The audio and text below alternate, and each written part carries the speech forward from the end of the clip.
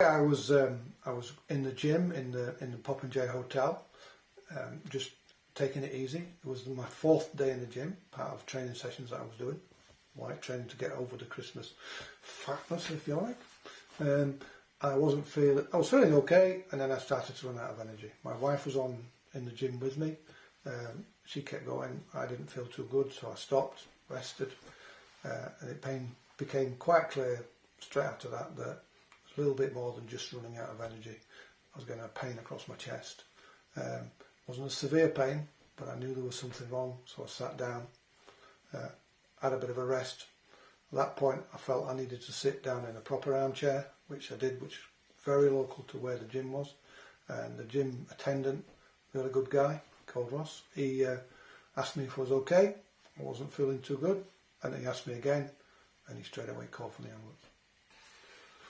Well, they came very quickly. It was difficult to judge time, but in my opinion, my experience, it seemed to come very quickly. At the same time, people were kind of fussing around me, making sure that my temperature was right and everything else, checking on me.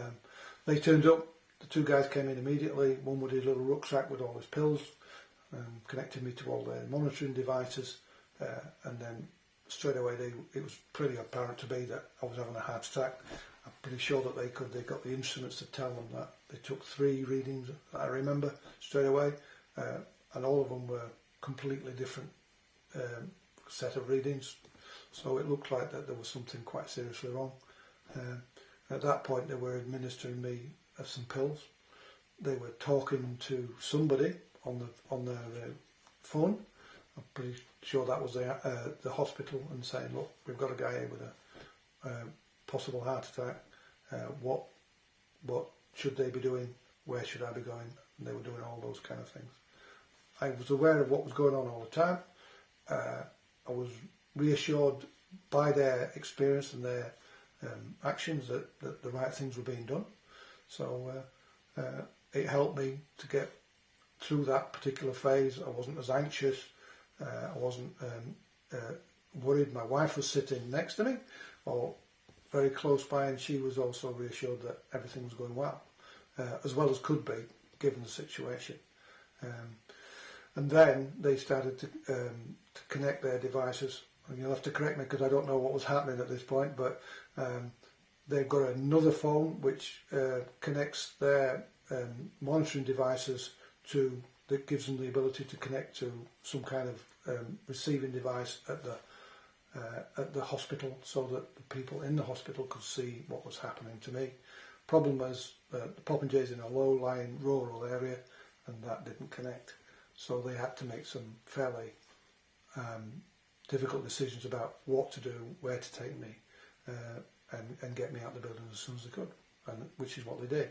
The decision at that time was they needed to communicate with the hospital about what my situation was, and the hope was that in the 1.5 miles from the Popinjay locally to the Garrion Bridge, which is a point where you go left or right, they would have been able to decide which way I was going to go, which hospital I was going to go to. Was I going to go to A&E in Wishaw, or was I going to go straight to Haymires, which is where I would get more immediate treatment to my heart. Luckily, as we went along there, they did manage to get that communication. I'm pretty sure they were talking to a surgeon, or certainly a doctor, that was going to deal with me. And he was telling them what drugs to put in me, because I got a line in me by then, and they were saying, give him some of this and give him some of that. And the decision was go direct to Haymires. Now, from my point of view, that was the best decision that could have been done for me. It was to sit in A&E and wait, and then be diverted to the hospital I needed to go to. Originally was the best part of the plan, because they knew what was wrong, pretty sure what was wrong, and they wanted to make sure that I went to the right place, thus not wasting my time and their time, I suppose. But it got me straight there. At the time that all this was happening, they were talking to me all the time. They were reassuring me and my wife. We were in the hospital, in the ambulance. They were telling me what was going to happen. Things like, we're going to put the sirens on now and all that kind of stuff. Things that you would reasonably expect to happen, but just to make sure that I wasn't going to be overly concerned about that. They were telling me all about that. When I was receiving morphine, which was interesting because I was immediately sick after that. and nothing seemed to be a problem to them. Well, you wouldn't expect it to be, but when you're in the situation that I was in, then it made me feel good, because I just couldn't see how I could have been given the better service. I'm not just saying that, because what I would have done if I'd have been them and I was thinking straight, I would have said, like, get an ambulance, get the proper drugs into them, talk to the doctor, get him there as quickly as you can, get him to the right place. All these things were happening to me, and that made me feel a whole lot better than I might have been. Had I gone to A&E, I probably would have been grateful for that, because that's where I was expecting to go. I didn't know that they were making bigger, better decisions on my behalf as we were travelling. I knew that I was confident that they were talking to the doctor while we were travelling along, and he was saying what drugs I should or should not be given as I went along, to make sure that I was in the right state when I got there. The ambulance crew did a great job. I believe that the ambulance crew did the right thing by hanging back a little bit and getting to the right decision. They took me to Haymyres first. Had I gone to A&E, then they would have had to have done more tests. That would have been a delay. If the delay had been too long, then there might have been damage to my heart. When I got to Haymyres, I was straight out the ambulance, straight into the operating table. They dealt with it within about 15 minutes. It was an amazing experience.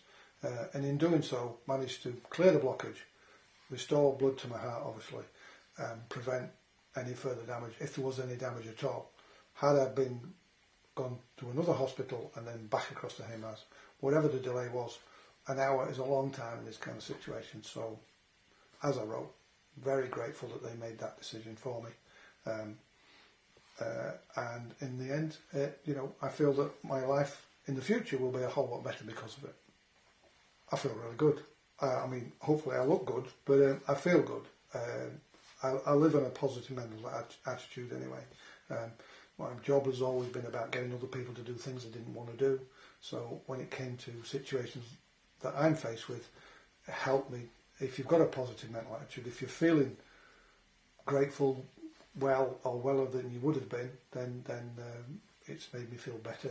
It enabled me to be in the hospital from the time I had my incident to being at home was exactly three days.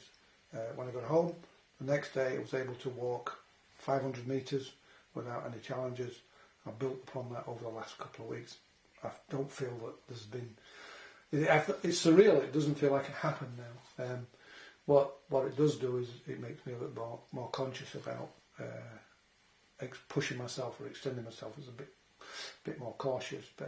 But yeah, I mean, the fact that I'm here today talking about it makes you feel good. I feel that the whole experience that I had was fantastic, almost unreal. It's as if it never happened in many ways, and I'm just so lucky.